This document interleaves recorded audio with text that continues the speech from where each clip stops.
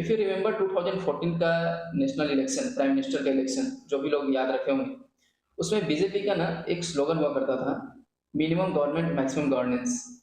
इसका actually meaning क्या बताया गया था?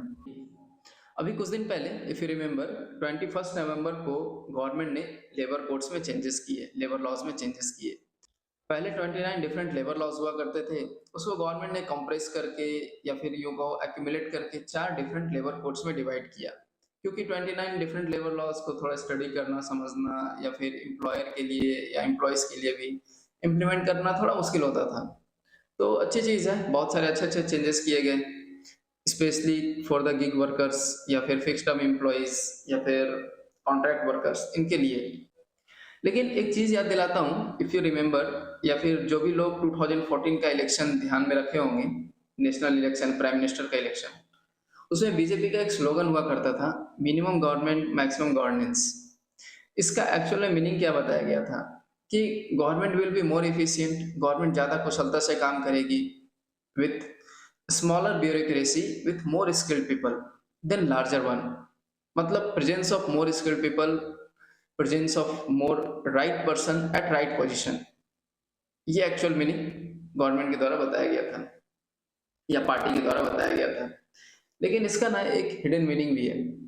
इफ यू नोटिस कि 2014 के बाद से जब गवर्नमेंट आई, तो बहुत सारे पीएसयूज या गवर्नमेंट सेक्टर्स वहाँ पे प्राइवेटाइजेशन का एंट्रेंस हुआ धीरे धीरे। बहुत सारे एंटरप्रेन्योर्स को भी बूस्टअप मिला, ये भी एक गवर्नमेंट की पॉलिसी थी एज पर दिस। लेकिन मेन जो था कि गवर्नमेंट को मतलब अपनी गवर्नेंस सुधारनी है। तो इफ यू नोटिस कि जितने भी पीएसयूज या फिर रेलवे, इंडियन रेलवे कह लो या और भी ओएनजीसी, आईओसीएल, इस टाइप के जितने भी पीएसयूज हैं, इन सब में टेक्निकल वर्कर्स या टेक्निकल हायरिंग पहले से कम हो गई। पहले गेट के थ्रू या फिर और भी डिफरेंट डिफरेंट एग्जाम्स के थ्रू जितनी हायरिंग होती थी, डायरेक्ट हायरिंग, वो थोड़ी रिड्यूस हुई। और बहुत सारे जगहों पे क्या हुआ कि पीएसयूज में भी या फिर सेंट्रल सेंट्रल गवर्नमेंट के इंस्टीट्यूशंस में भी प्राइवेटाइजेशन का इन्वॉल्वमेंट स्टार्ट हुआ। धीरे-धीरे गवर्नमेंट चीज़ों को थोड़ा-थोड़ा प्राइवेटाइज़ करना शुरू कर दी और बहुत सारे कॉन्ट्रैक्ट वर्कर्स, कॉन्ट्रैक्ट एम्प्लॉइज़ आने शुरू हो गए थ्रू द प्राइवेट सेक्टर। और उस तरीके से काम भी चल रहा था, क्योंकि गवर्नमेंट क्या करती थी, टेंडर निकालती है, पास कर देती है, उसके बाद गवर्नमेंट को काम चाहिए, काम वो खुद से ना लेके, भई अगर कोई प्राइवेट कंपनी दे रही है, it's far better for the government. तो इसका जो एक हिडन मीनिंग था ना, मिनिमम गवर्नमेंट मैक्सिमम गवर्नेंस, वो ये था कि गवर्नमेंट का काम बिजनेस रन करना नहीं है, गवर्नमेंट का काम बिजनेस करना नहीं है, गवर्नमेंट का काम है गवर्न करना।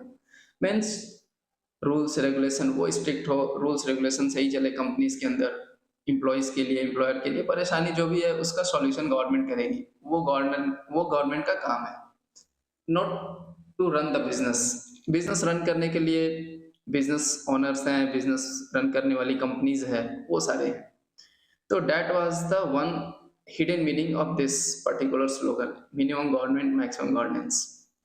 और फिर अगर अभी देखो, जो गवर्नमेंट लेबर लॉज में चेंजेस की या फिर जो नए लेबर कोड्स बनाई, और इसमें स्पेशल जो फोकस किया गया वो किया गया गिग वर्कर्स के लिए और contract employees, fixed term employees, इनके लिए।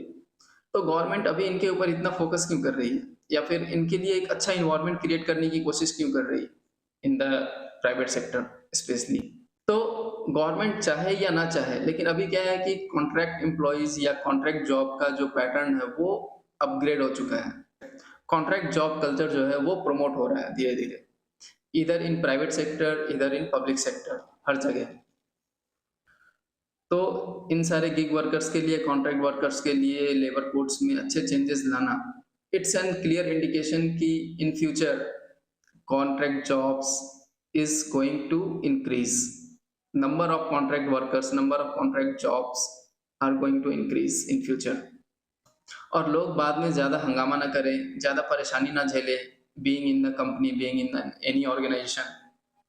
तो गवर्नमेंट उसके लिए पहले से प्रिपेयर्ड हो रही है, प्लान कर रही है कि नहीं, कुछ अच्छे लेबर लॉज, कुछ अच्छे लेबर कोड्स इम्प्लीमेंट करने हैं, ताकि बाद में परेशानी ना आए, ना एम्प्लॉयर को परेशानी आए, ना एम्प्लॉइज़ को परेशानी आए बहुत ज़्यादा, और लोग भी इसे परमानेंट जॉब की तरह एक्सेप्ट कर लें इन फ्यूचर। कि contract job is your permanent job, और लोग इस चीज को एक्सेप्ट करके अपने डेली लाइफ का पार्ट भी बना लें। क्योंकि if you see your surroundings, जितने भी कंपनीज हैं, जो भी ऑर्गेनाइजेशंस हैं, इधर private sector, public sector, IT companies, service sector companies, production companies, manufacturing companies, या फिर छोटे बड़े जो भी ऑर्गेनाइजेशंस हैं, वहाँ पे क्या है कि अब contract employees, fix term employees के नंबर्स बढ़ रहे हैं पहले से। और बड़ी बड़ी कंपनीज भी अब बहुत सारे ऐसे काम को जो है वो थर्ड पार्टी को दे रही है, या फिर कॉन्ट्रैक्ट बेसिस पे एम्प्लॉयज को हायर कर रही है इन आईटी कंपनीज ऑल्सो। और उन्हें चाहिए होता है क्या, स्किल्ड वर्कर्स, क्योंकि if you are hiring any employ on contract basis, that means you want pre skilled people. क्योंकि अगर 1 साल के लिए, 1.5 साल के लिए एम्प्लॉयज को हायर कर रहे हो, तो अगर तुम 2 महीने 3 महीने ट्रेनिंग देने में ही लगा दो, then what will be the output. तो गवर्नमेंट कंपनीज भी ऐसा चाहती है कि भाई हमारे पास कॉन्ट्रैक्ट वर्कर्स भी आए, फिक्स टर्म के लिए भी आए, तो स्किल्ड ही आए, ताकि हमें ट्रेनिंग देने में ज़्यादा टाइम वेस्ट ना करना पड़े। और गवर्नमेंट के लिए भी है कि अगर ये contract culture, fix term employees का culture, if it's promoting, then government need to make some good labour laws, labour codes for those employees, ताकि बाद में लोगों को परेशानी ना हो। तो मुझे ऐसा लगता है कि that is the main theme behind this changes in labour codes. कुछ पॉजिटिव, कुछ अच्छे चेंजेस लाना, specially for this contract workers, fix term workers. And I don't know, let's see in future what happens, but what I think this is the main agenda behind this. And what's your opinion? What do you think? You can write in the comment section. And you think my video is informative, please like my video, please share it to your friends and families, and also please subscribe my channel. Thanks for watching, guys. All the best. Bye bye.